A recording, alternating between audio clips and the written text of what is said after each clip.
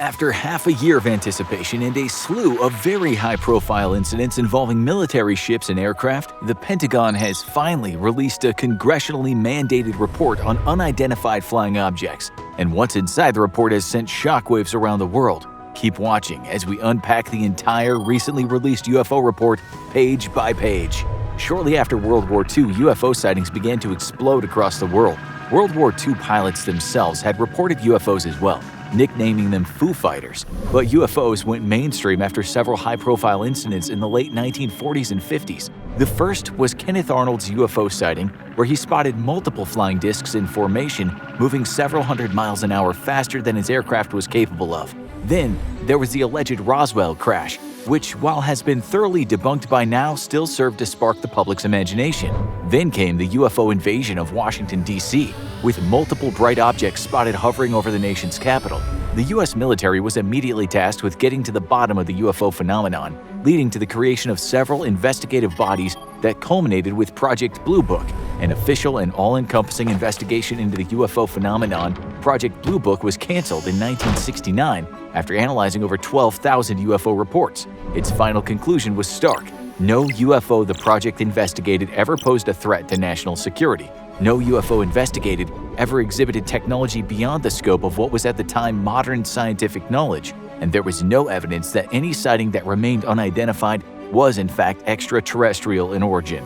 Yet Project Blue Book did generate just over 700 incidents that the investigative body could not explain. Some of those incidents were truly hair-raising and included numerous highly credible witnesses, such as the encounter of a UFO over a CIA-funded uranium mine in Africa, reported by a former World War II fighter pilot who was deemed extremely competent by the CIA agents sent to debrief him, or the numerous reports of hovering UFOs over American nuclear weapons storage depots and missile fields, with positive contact on local radar and multiple on-the-ground eyewitnesses amongst the security and maintenance personnel. Perhaps even more chillingly, shortly after the Cold War ended and the Iron Curtain around Eastern Europe fell, came the discovery that extremely similar incidents had been occurring in Soviet missile fields and nuclear facilities as well. Officially, the government stopped investigating UFOs.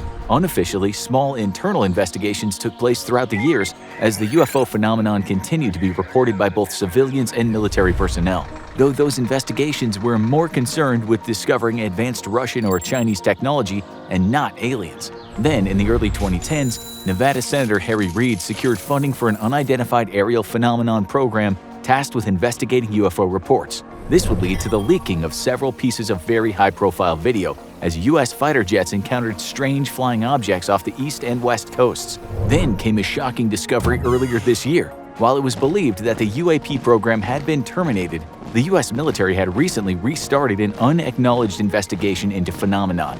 Early in 2021, the U.S. Congress mandated that the Pentagon had 6 months to prepare a report on its findings on the UAP phenomenon, and that it should be as unclassified as possible so it would be readily available to the American people. A separate classified copy of the report does exist, but that's only because this copy of the report deals with the technical details of America's most advanced weapon and sensor systems. So, what does the Pentagon's UFO report say? First, this is only a preliminary report, as the Department of Defense Unidentified Aerial Phenomenon Task Force continues to operate and investigate the UAP phenomenon. The report begins with an acknowledgement as such, and states that the Pentagon's future goals is to enhance training of U.S. military personnel so that they can better report encounters with UAPs and thus help American intelligence services assess a potential threat. This likely means that after decades of discouraging soldiers, airmen, sailors, and Marines from reporting strange things in the sky, a much more open culture of sharing UAP incidents will be created to facilitate the job of the UAP task force. Interestingly, the report also acknowledges that there will be a concerted effort to develop new technologies for the documenting of UAPs. Before moving on, the report states that overwhelmingly sensors which have captured UAP analyzed by the task force were assumed to be operating correctly, though there is an acknowledgement that some UAP incidents could be attributed to malfunctioning sensors. Next, in the executive summary, the report makes very clear declarations that the UAP task force simply lacked enough high-quality reporting to draw a firm conclusion on the nature or intent of UAPs. Due to a culture that discouraged service members from reporting UAPs, as well as a lack of high-tech sensor assets, the task force had to limit their investigation to reports between 2004 and 2021. and acknowledges that a new system of reporting UAP needs to be established to better assist investigators in their task of discovering the nature and intent of UAPs. Shockingly, though, the report then makes the following conclusion. Most of the UAP reported probably do represent physical objects, given that a majority of UAP were registered across multiple sensors, to include radar, infrared, electro-optical, weapon seekers, and visual observation. What this means is that a significant portion of UAPs investigated by the task force were deemed to be real physical objects, verified by their observation across several different mediums of detection simultaneously. So much for glowing swamp gas. The report moves on to acknowledge what UFO eyewitnesses have been stating for years, that in a small number of incidents investigated, the UAP exhibited very unusual flight characteristics. One recent U.S. Navy encounter, for instance, documented on radar, showed several UAPs plummeting from 50,000 feet to sea level in seconds before shooting back up to even greater heights. According to the UAP Task Force, UAPs could likely be resolved to one of 5 categories: airborne clutter, natural atmospheric phenomenon, U.S. government and U.S. industry developmental programs, foreign adversary systems, and the catch-all, other. The task force is of course mostly interested in the final 2 categories, foreign adversary systems and other, as both could pose a significant threat to the United States of America. The report goes on to state that UAPs without a doubt pose a safety risk to both military and civilian flight, and a challenge to U.S. national security. If UAPs are alien in origin, then that would be an obvious threat to not just the US but global security. However, the task force is most concerned with the possibility that UAPs are evidence that a potential adversary has developed a breakthrough or disruptive technology which the United States does not understand and cannot counter. Given how the US has used both breakthrough and disruptive technologies in war to devastating effect against its adversaries, the fear of such a technology being employed against the US is understandably great. The report moves past the executive summary and into the details of the 6-month investigation. Right off the bat, the UAP Task Force tackles the greatest challenge that it faced in completing its investigation, namely, that reports were hardly ever formally filed by UAP witnesses. This is due to a variety of reasons, such as the lack of a formal reporting procedure for UAP phenomena, which changed with the Navy adopting said procedures in 2019 and the Air Force in 2020. In the future, the UAP Task Force is hopeful that improved reporting procedures will lead to better quality reports. However, the task force's greatest difficulty in collecting good data was something that UFO eyewitnesses have known for decades. Eyewitnesses of unidentified aerial phenomenon hardly, if ever, spoke up about their experience for fear of ridicule or ostracization. The task force's report, though, states that as senior military, government, and scientific leadership begins to engage in the topic publicly, the stigma of reporting strange encounters should lessen, leading to better data collected. Another difficulty the task force encountered was that despite having very sophisticated sensors, sensor systems in the US military are typically designed to fulfill a very specific role, and that often means they're not very useful for identifying UAPs. This is likely why the report began with the acknowledgement that new technologies needed to be developed for the specific purpose of investigating UAPs. The report moves on to state that the reports investigated had too little data to allow for detailed trend or pattern analysis. However, there was a noticeable consistency in the size, shape, and propulsion of UAPs.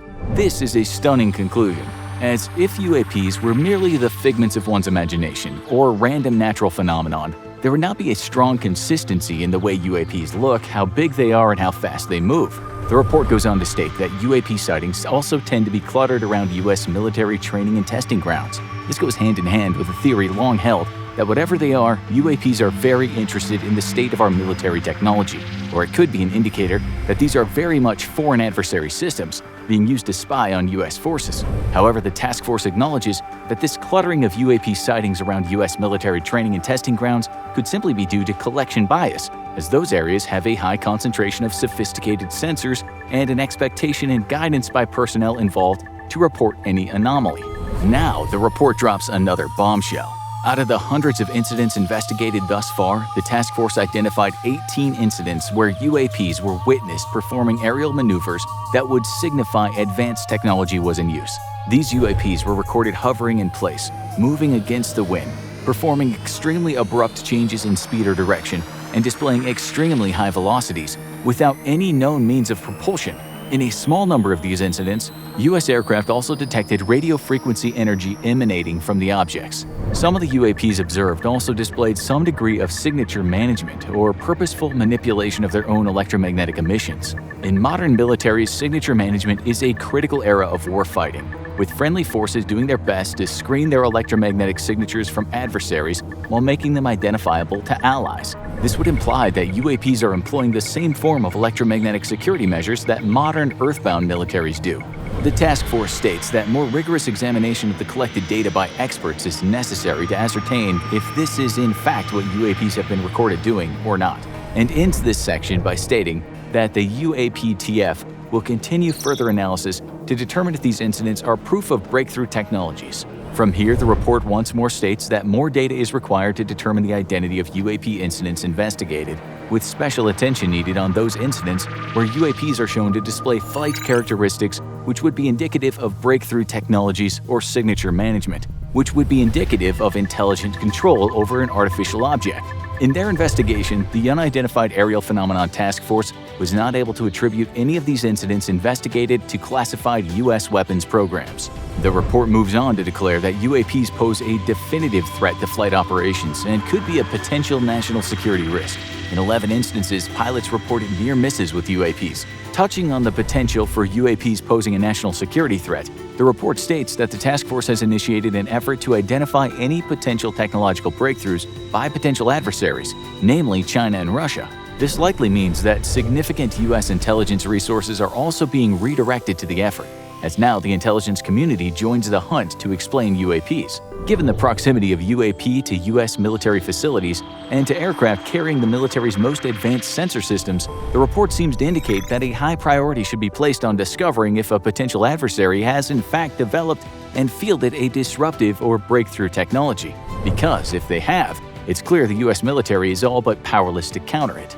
Finally, the report ends with a call for more resources and better reporting procedures across the American government and military of UAPs. So, does the U.S. military believe that alien UFOs are cruising the skies above our heads? Simply put, no.